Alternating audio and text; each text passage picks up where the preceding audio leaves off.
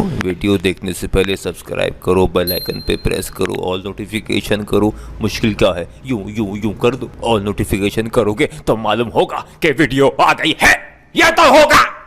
अस्सलामुअलैकुम गाइस, क्या हाल है आप सबका। उम्मीद है सब खैरियत से होंगे। एक दफ़ा फिर से वेलकम है आपका इस नए यूट्यूब चैनल पे जिसका नाम है टेक्निकल शेक्स।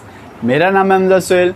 तो आज की क्लास में हम बात करेंगे कि क्लोन स्टैम्प टूल हम कैसे यूज़ कर सकते हैं, किस काम के लिए यूज़ कर सकते हैं। तो बगैर किसी देर के आइए शुरू करते हैं।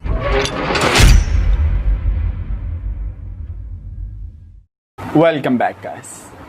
तो जैसे कि मैं आपको बता रहा था कि हम आज क्लोन स्टैम्प टूल के बारे में पढ़ेंगे कि कैसे यूज़ होता है, क्या होता है।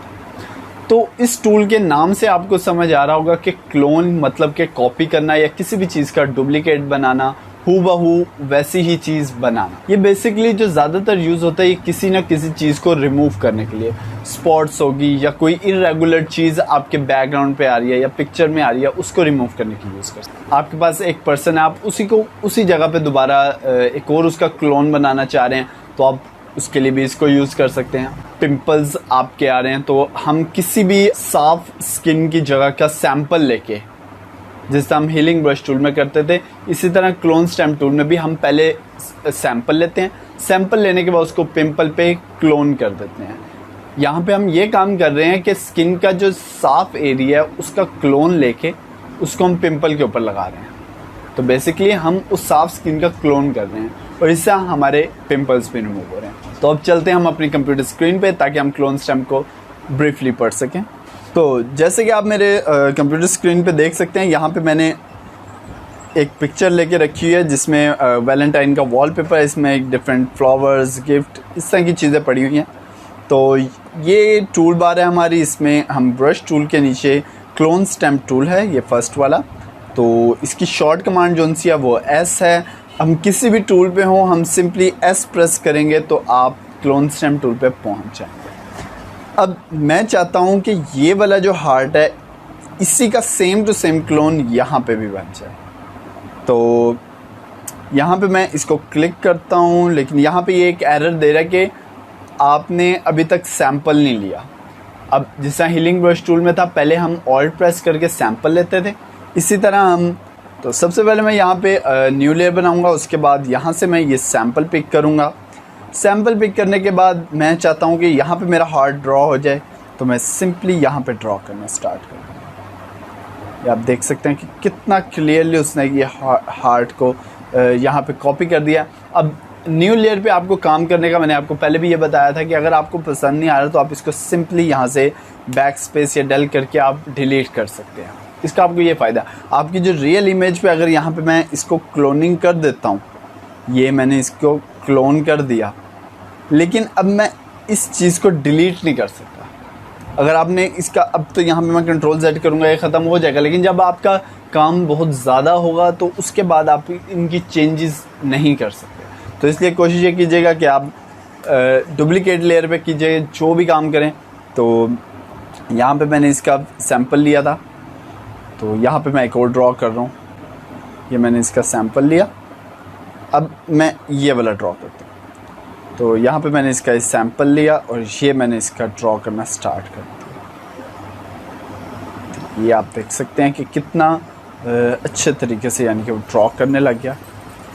अब यहाँ पे जो जितना हिस्सा आपको नज़र आ रहा है जो इजाफी है, आप सिंपल इरेज़र लेके इसको आप रिमूव कर सकते हैं। तो इरेज़र टूल से आप इसकी जो इजाफी हिस्सा है उसको हम रिमूव कर सकते हैं।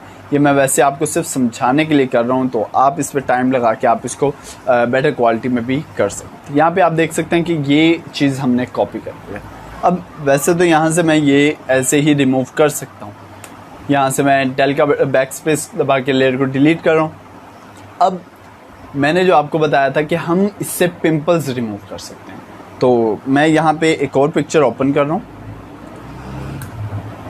तो ये मेरी पिक्चर है। अब इस पिक्चर पे आप देख सकते हैं बहुत सारे पिंपल्स हैं। ये मैंने पिक्चर लेक्चर में भी आपको बताया था, आपको डिस्क्रिप्शन में मैं लिंक दे दूंगा कि कैसे पिंपल्स को रिमूव किया जाता है बहुत आसानी से। तो अब नेक्स्ट टूल जो है वो क्लोन टूल से भी आप इसको चेंज कर सकते हैं। अब पहले तो हमने पढ़ा जी कि हम सैंपल लेकर उसको कहीं भी ड्रॉ कर सकते हैं। लेकिन अगर हम साफ जगह का ही सैंपल लें तो वो ऑटोमेटिकली उसको रिमूव कर देगा। ये देख सकते हैं आप, करीब से छोटा सा सैंपल लें और simply brush on, sample brush, sample brush, sample brush. तो देख सकते हैं आपने कितना क्लियरली। और इस टूल का सबसे बड़ा ये फ़ायदा होता है कि ये बिल्कुल भी, ये देखें, तो बहुत आसानी से जो है ये पिंपल्स को रिमूव कर सकता है। अब मैंने यहाँ पे गलती बताई, क्या किया मैंने, सेम लेयर पे काम कर दिया। अब मैं अगर ये मुझे कोई हिस्सा इसमें पसंद नहीं आ रहा तो मैं उसको बैक नहीं कर सकता।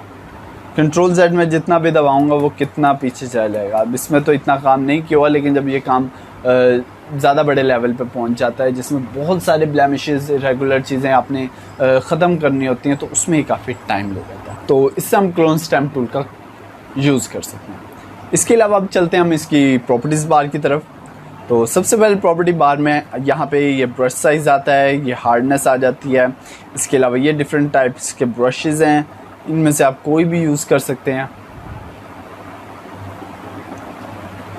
इसके बाद ये ब्रशेज़ का पैनल है, तो इसमें यहाँ पे हमारे पास सारे ब्रशेज़ के स्टाइल्स आ रहे होते हैं। यहाँ पे साइज़ होता है, आप यहाँ से अपने ब्रशेज़ को फ्लिप कर सकते हैं। सारा पैनल जो है वो मैंने ब्रश के लेक्चर में सारा समझा दिया, आपको लिंक डिस्क्रिप्शन में मिल जाएगा। तो इसके अलावा यहाँ पे आप ये हार्डनेस चेंज कर सकते हैं, स्पेसिंग चेंज कर सकते हैं। इसके अलावा ब्रश का साइज़ आप जैसा करना चाहें वैसा कर सकते हैं। उसके बाद आता है मोड जो है वो नॉर्मली ज़्यादा यूज़ होता है। क्लोनिंग में कभी भी आपने नॉर्मल से हटना नहीं है, क्योंकि जब आप ये चीज़, फॉर एग्जांपल मैं यहाँ पे इसको मल्टीप्लाई कर देता हूँ और इसको मैं कॉपी करता हूँ, तो ये देखें, ये इसने तो यहाँ पे आप ये देख सकते हैं, इससे पिक्चर ही ख़राब करती है। तो इसलिए यहाँ पे हम जो मोड रखते हैं वो रखते हैं नॉर्मल। इसके बाद हमारे पास ओपेसिटी आ जाती है कि जो हम ब्रश यूज़ कर रहे हैं, जो हम सैंपल ले रहे हैं, वो कितना ट्रांसपेरेंट हो। फॉर एग्जांपल यहाँ पे मैं इस चीज़ का सैंपल लेता हूँ और 100% ओपेसिटी, ये मैंने किया, बिल्कुल रिमूव हो गया। लेकिन अगर यहाँ पे मैं ओपेसिटी जो सी है वो 50% कर देता हूँ, तो अब यहाँ पे पहली दफ़ा जब मैं फेरूँगा तो मुझे थोड़ा थोड़ा रिमूव हुआ, मुझे इसके ऊपर दोबारा ब्रश फेरना पड़ेगा 2-3 दफ़ा, तब जाके ये बिल्कुल रिमूव हो। तो यहाँ पे भी हम ओपेसिटी जो है वो ज़्यादातर 100 ही रखते हैं। इसके बाद आता है फ्लो भी आपको बताया था कि ओपेसिटी की तरह यूज़ ही होता है। इसके अलावा एक चीज़ बहुत ज़रूरी है, जब भी आपने सैंपल लेना है वो यहाँ पे सैंपल करंट एंड बिलो पे होना चाहिए, कभी भी करंट लेयर पे, ऑल लेयर्स पे नहीं होता। फॉर एग्जांपल यहाँ पे मैं एक न्यू लेयर लेता हूँ, यहाँ पे मैंने एक न्यू लेयर ली। अब मैं कहता हूँ कि करंट लेयर से मैं सैंपल उठाऊँ, तो यहाँ से मैंने ये सैंपल उठाया और यहाँ पे ड्रॉ करना। अब वो कुछ भी ड्रॉ नहीं कर रहा, उसकी वजह ये है कि हमने करंट लेयर को क्लिक किया हुआ है। अब करंट लेयर ये है और ये तो ब्लैंक लेयर हमने ली थी। इसकी वजह से कभी भी आपने करंट लेयर उस सूरत में करना है कि आप उसी लेयर पे काम कर रहे हैं, तो इस वजह से हम यहाँ पे करंट एंड बिलो ही लेते हैं। अब अगर मैं इस पे भी आके यहाँ से सैंपल पिक करके इसे ड्रॉ करता हूँ तो वो करेगा, क्यों? क्योंकि इसके ये वाली लेयर, इसके नीचे जितनी लेयर्स होंगी, इस सब का ये सैंपल पिक कर रहा होगा। इसके बाद हमारे पास इसमें लास्ट ऑप्शन आता है ऑल लेयर्स, तो इसका भी आपने ख्याल रखना है। तो इस लेयर को मैं एक दफ़ा ब्लैक एंड वाइट कर रहा हूँ, Ctrl+Shift+U कमांड है किसी भी लेयर को ब्लैक एंड वाइट में कन्वर्ट करना। तो यहाँ पे आके मैं इस चीज़ का सैंपल ले रहा हूँ, सैंपल लेने के बाद यहाँ पे मैं ड्रॉ कर रहा हूँ। अब यहाँ पे आपको कुछ नज़र नहीं आया, लेकिन जब मैं इसको ख़त्म करता हूँ तो यहाँ पे देखिए ये ब्लैक एंड वाइट में ड्रॉ कर रहा है। इसको मैं सैंपल ले रहा हूँ, इसको मैं यहाँ पे ड्रॉ कर रहा हूँ, ये अब कर रहा है। क्यों? क्योंकि हमने ये लेयर बंद कर दी है। अगर आपकी ऑल लेयर्स ओपन होगा तो वो सब लेयर्स में से आपका सैंपल पिक करेगा। फॉर एग्ज़ाम्पल यहाँ पे अगर आपकी स्किन बिल्कुल ओके है, यहाँ पे मैं इसको ब्लैक एंड वाइट दोबारा करके इसको बंद कर रहा हूँ। इसके बाद यहाँ पे अब ये जो स्किन है, इसको मैं यहाँ पे टेक्सचर लेके, सॉरी, यहाँ से इसका टेक्सचर लेके इसके 2 पिंपल्स ये वाले रिमूव कर देता हूँ। अब मैं ये लेयर ओपन करता हूँ, इस लेयर पे आता हूँ। अब मैं लेता हूँ यहाँ से सैंपल लेने के बाद यहाँ पे मैं ड्रॉ करता हूँ। अब इसने क्या किया काम, इसने यहाँ से, क्योंकि इस लेयर पे भी पिंपल था, तो इसने वो वाला पिंपल कॉपी करके यहाँ पे पेस्ट कर दिया, क्लोन कर दिया।